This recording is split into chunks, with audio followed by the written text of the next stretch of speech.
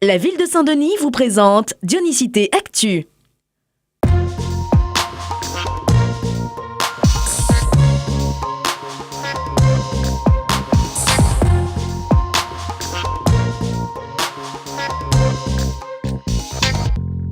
Et les gens du Montfialéo qui sont là sans voiture, le dimanche c'est agréable, on les voit arriver avec leur tente, c'est magnifique. Le chemin La Source du Moufia est un exemple. Il est un symbole du travail quotidien réalisé par la ville et ses partenaires. S'il y a encore quelque temps, cet espace s'apparentait à un dépotoir. Aujourd'hui, il est désormais prisé par les familles. Il y a des gens d'ici en haut, quand ils viennent pique-niquer sur le site, mais il n'y a pas que des gens ici en haut. Il y a les gens de Saint-Louis, il y a les gens de Saint-Pierre, il y a les gens de la Possession, il y a les gens de Saint-Paul qui viennent ici, qui viennent pique-niquer. Et ça c'est un régal pour nous, c'est un plaisir pour nous, tu vois. C'est ça que nous voulons.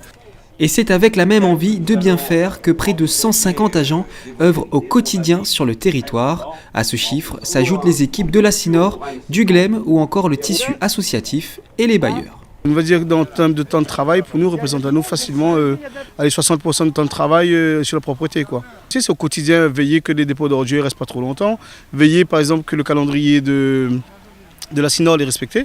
Nous fait aussi appel des fois les SVP quand on a besoin. Tous les jours, nous ramassons la saleté. Nous nettoyons les écoles, nous nettoyons les abords, nous regardons si les gens ne posent pas des trucs sales sur le chemin, nous récupérons ça. On fait tout. Et donc vous allez vraiment investir dans ce travail?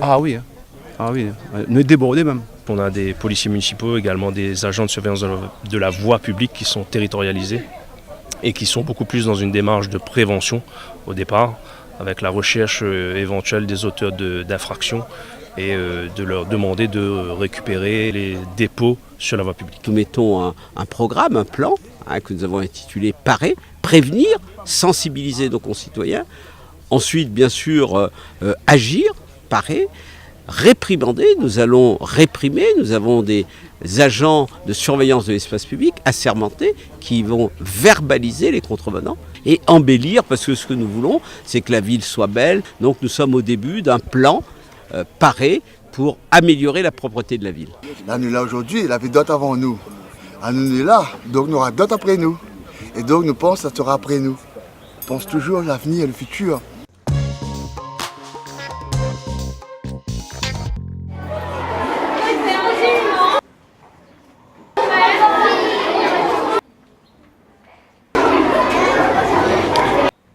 Du bruit assourdissant d'une cour de récré au silence le plus total, l'école Bossard fait en ce moment l'objet d'une expérimentation. De 13h à 13h15, élèves et professeurs s'immergent dans un livre, 15 minutes suspendues dans le temps où le silence est complet. Une façon de se réconcilier avec la lecture et d'aborder le retour en classe avec calme et sérénité. J'aime bien parce que c'est calme, quand tu lis, il n'y a pas de bruit autour. Aussi ça change de la récré. Et ça change de la récré, et quand tu rentres en classe, tu es calme. Le silence fait du bien, surtout à la récréation quand on entend des hurlements et voilà. J'aime bien lire, ça apprend des choses où on ne sait pas et ça motive un peu. Ça m'aide à me concentrer aussi parce qu'après on doit se concentrer beaucoup dans la classe. Et donc ça te fait du bien? Oui. Ça répondait à une demande, on avait eu beaucoup de reproches à ce niveau-là, c'est-à-dire que les enfants étaient quand même très énervés après les activités. Et en fait, l'origine, c'est sur la pause méridienne, on s'est aperçu qu'il existait un projet national qui s'appelle Silence on lit. Donc, et avec la direction de la culture et la DPEG, on a souhaité le mettre en place sur cette école. Ça permet un retour au calme dans la cour avant le retour en classe et ce calme, il continue à durer dans la classe ensuite. Donc c'est très positif. Pour Saint-Denis, la pollution sonore dans les écoles est une vraie problématique à laquelle il faut trouver des solutions.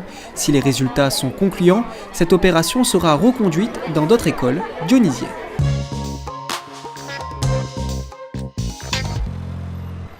L'image de la semaine, c'est l'inauguration de la résidence Amarante au Chaudron. En tout, ce sont désormais 61 familles qui bénéficient de ces appartements flambant neufs. Depuis 2008, la ville s'engage à créer plus de 500 logements chaque année.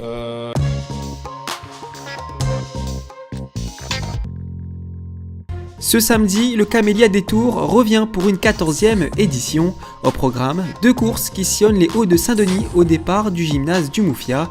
Venez participer ou encourager les coureurs dans les sentiers dionysiens dès 4h du matin.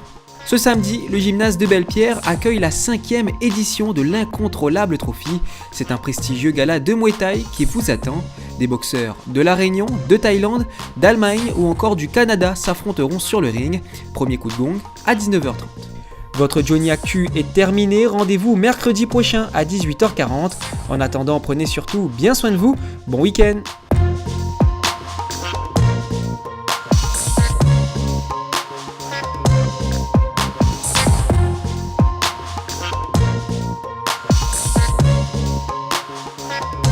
La ville de Saint-Denis vous a présenté Dionysité Actu.